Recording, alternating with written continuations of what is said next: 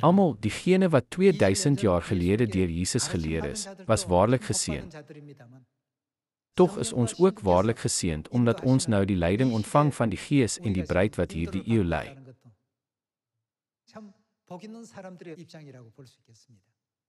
Die Gees en die bruid roep die mensdom om te kom. Kom na my toe en ontvang die gratis gawe van die woorde van die lewe wat ek jou gee.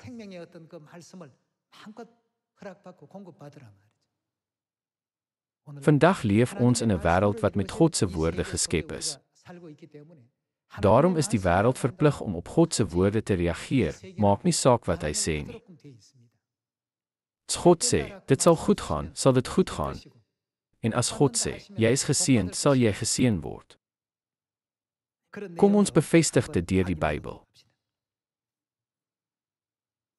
Kom ons kyk na die Evangelie van Lukas hoofstuk 23 vers 42. Hy sê toe, Jesus, dink aan my wanneer u in die koninkryk kom. Onthou jy die storie van die rower aan Jesus se regterkant? Jesus het hom geantwoord, wat het hy gesê? Amen, ek sê vir jou, vandag sal jy saam met my in die paradys wees. Die rower aan die regterkant moes 'n skuldige gewete gehad het, toe hy iets sleg aan ander gedoen het. Hierdie oomblik was egter die rower se beste dag. Is die stem van verlossing nie die beste ding wat 'n mens in hierdie wêreld kan hoor, geoptimaliseer deur die woord van God nie? Vandag sal jy saam met my in die paradys wees.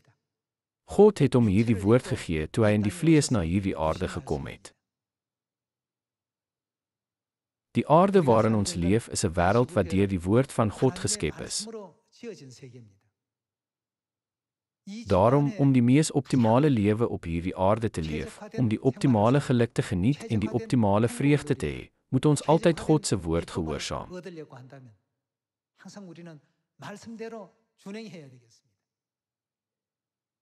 Kom ons kyk na 'n ander vers, Markus hoofstuk 2. Toe Jesus hulle geloof sien, sê hy vir die verlamde man, kind, jou sondes word vergewe. Maar sommige van die skrifkenners het daar gesit en in hulle harte geredeneer. Wie is hy dat hy so praat? Hy laster. Wie is in staat om sondes te vergewe behalwe net een, en dit is God? Jesus het onmiddellik in sy gees geweet dat hulle so by hulle self redeneer en het vir hulle gesê, waarom het julle bedenkinge in julle harte hieroor? Wat is makliker om vir die verlamde te sê, jou sondes word vergewe, of om te sê, staan op, tel jou slaapmat op en loop? Maar sodat julle kan weet dat die Seun van die mens volmag het om op aarde sondes te vergewe, sê hy toe vir die verlamde. Ek sê vir jou, staan op, tel jou slaapmat op en gaan na jou huis. Hy het toe opgestaan, sy slaapmat dadelik opgetel en voor almal uitgeloop, sodat almal verbaas was en God geprys en gesê het. Hoe gelukkig en bly moes hy gewees het van dat God vir hom gesê het, jou sondes is vergewe. Is die 4 evangelies nie die rekords van die evangelieskrywers oor die woord wat God aan hulle gegee het, toe hy in die vlees na hierdie aarde gekom het nie?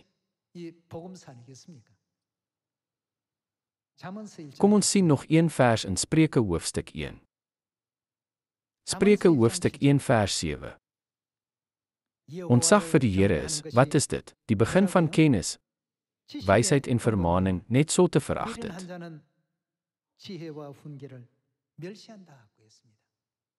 Wysheid van God en onderrig gegee deur God se woord.